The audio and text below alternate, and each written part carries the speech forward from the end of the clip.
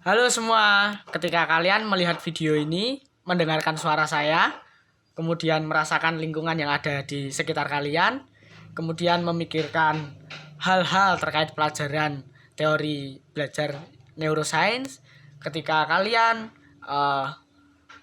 memikirkan tentang masa depan, tentang masa lalu, atau apapun yang kalian rasakan, kalian pikirkan, kalian lakukan, itu tidak lepas dari peran sistem komputer yang ada di dalam kepala kita semua, yang disebut dengan otak. Nah, sebelum kita belajar lebih dalam terkait teori belajar neuroscience, kita harus mengetahui terlebih dahulu apa yang terjadi di dalam otak kita ini, di dalam superkomputer yang diciptakan Tuhan di dalam kepala kita ini. Nah, maka dari itu saya akan mengajak kalian semua untuk masuk dan melihat apa yang terjadi di dalam otak kita. Untuk bisa masuk ke dalam, saya akan merubah diri menjadi sinyal suara.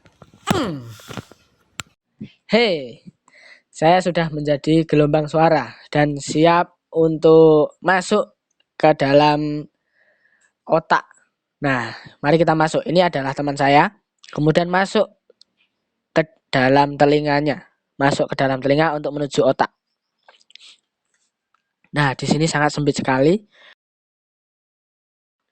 Ketemu dengan gendang telinga. Nah, bentuknya tidak lebih besar dari koin 1000-an. Gendang telinga akan berdentang seperti tetangga sedang berpesta ya. Kemudian masuk lagi, sinyal suara akan masuk lagi ke dalam rumah siput. Di sini terdapat cairan-cairan basah. Nah, di sini yang paling penting bahwa sinyal gelombang tadi dirubah menjadi impuls saraf atau diubah menjadi listrik. Nah, kita masuk ke dalam saraf pendengaran. Kemudian saraf pendengaran ini akan menyalurkan impuls listrik tadi menuju ke otak. Ini yang disebut dengan neuron. Jumlahnya sekitar 100 miliar. Nah, neuron mengirim 5 hingga 50 pesan setiap detik. Mari kita lanjutkan penjelajahan kita. Masih banyak sekali tempat yang harus kita tuju. Ada ratusan kelompok neuron dan ada 3 kelas utama. Yang pertama, neuron sensorik. Mereka mengumpulkan informasi dari organ indera, seperti mata, telinga, tangan, hidung, ke dalam sistem saraf pusat. Nah, yang ini adalah neuron motorik. Neuron motorik ini mendapatkan informasi dari neuron lain, kemudian mendistribusikannya ke dalam organ-organ tubuh kita. Kemudian yang ketiga adalah interneuron. Mereka mengumpulkan dan menerima informasi dari neuron lain. Aktivitas distribusi informasi ini tidak pernah berakhir seperti pabrik produksi yang terus-menerus berjalan atau pabrik kimia besar begitu. Kecepatan di sini sangat gila. Kalau dihitung bisa mencapai 400 km per jam.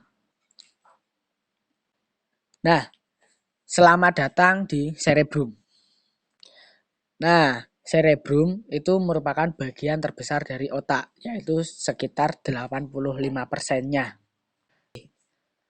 Cerebrum sangat penting karena otak cerebrum ini akan menerjemahkan penglihatan, pendengaran, pengecapan, penciuman, dan peraba. Nah, di dalam otak cerebrum ini juga kalian bisa merasakan emosi yang berbeda serta dapat belajar hal baru di sini. Nah, di sini ada lipatan dan lekukan itu menunjukkan bahwa otak itu mempunyai fungsi memori atau kapasitas memori yang tak terbatas.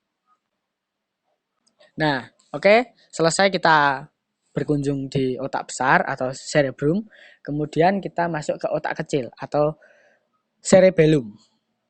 Otak ini berukuran sangat kecil atau lebih kecil daripada cerebrum, tetapi tidak kalah penting.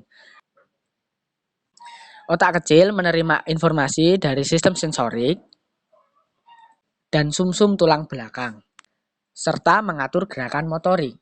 Jadi berkat itu kamu bisa berjalan tanpa jatuh, mempunyai postur tubuh yang baik, mempunyai tangan yang bisa digerakkan, mempunyai anggota tubuh yang bisa diajak untuk bekerja, berlari, berolahraga, berkarya, dan lain-lain.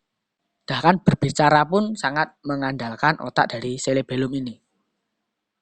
Tidak itu juga, otak cerebellum ini juga dapat mengendalikan emosi, kemudian mengendalikan diri. Nah, kita kembali lagi ke neuron.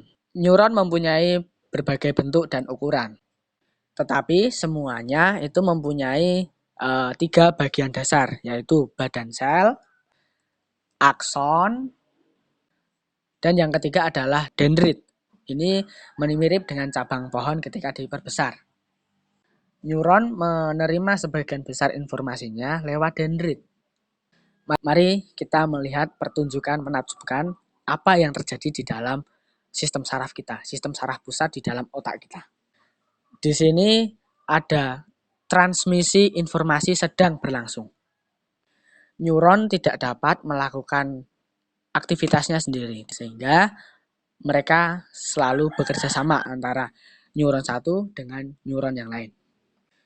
Mereka berbicara dengan sinyal bahasa yang rahasia dengan menggunakan sinyal listrik dan kimia. Teman-teman bisa melihat bahwa ada sinyal kecil yang selalu padam. Nah, itu menunjukkan bahwa tidak semua informasi itu bisa masuk.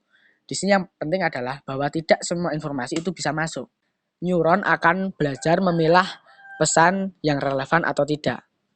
Nah, jadi ketika kita memasukkan pesan yang sama, maka neuron akan lebih mudah untuk mengenali sehingga perjalanan sinyal itu akan jauh lebih cepat dan lebih mungkin untuk mencapai tujuan. Satu hal lagi yang membuat bagian otak lebih aktif, yaitu cinta. Karena kita membahas tentang emosi dan cinta, maka kita akan masuk ke dalam amigdala. Amigdala memainkan peran yang sangat penting. Amigdala menangani emosimu seperti ketakutan, kesedihan, serta menjaga amarahmu. Di dalamnya seperti ada clipping sehingga dapat memvisualisasikan ingatan dan emosi. Amigdala menyimpan itu semua agar kita dapat mengenali hal-hal itu semua di masa depan. Berikutnya kita masuk ke dalam batang otak. Batang otak mempunyai peran sangat penting untuk menghubungkan otak dengan tubuh.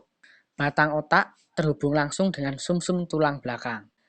Itu adalah jalan raya utama dari sistem saraf kita.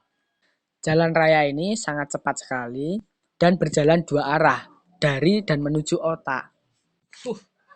Nah, saya sudah keluar lagi dari dalam otak. Perjalanan tadi hanya membutuhkan waktu sekitar 0,00.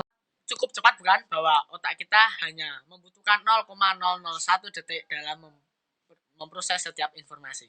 Nah, jadi ya mari kita maksimalkan kinerja otak kita agar nanti kita dapat mengelola informasi dengan baik, sehingga sebagai guru atau sebagai pendidik kita dapat memaksimalkan otak dari peserta didik agar dapat belajar dengan baik, belajar dengan kreatif, belajar dengan penuh inovatif. Nah, selanjutnya akan dilanjutkan bagaimana proses tadi, teori belajar neuroscience tadi digunakan di dalam dunia pendidikan.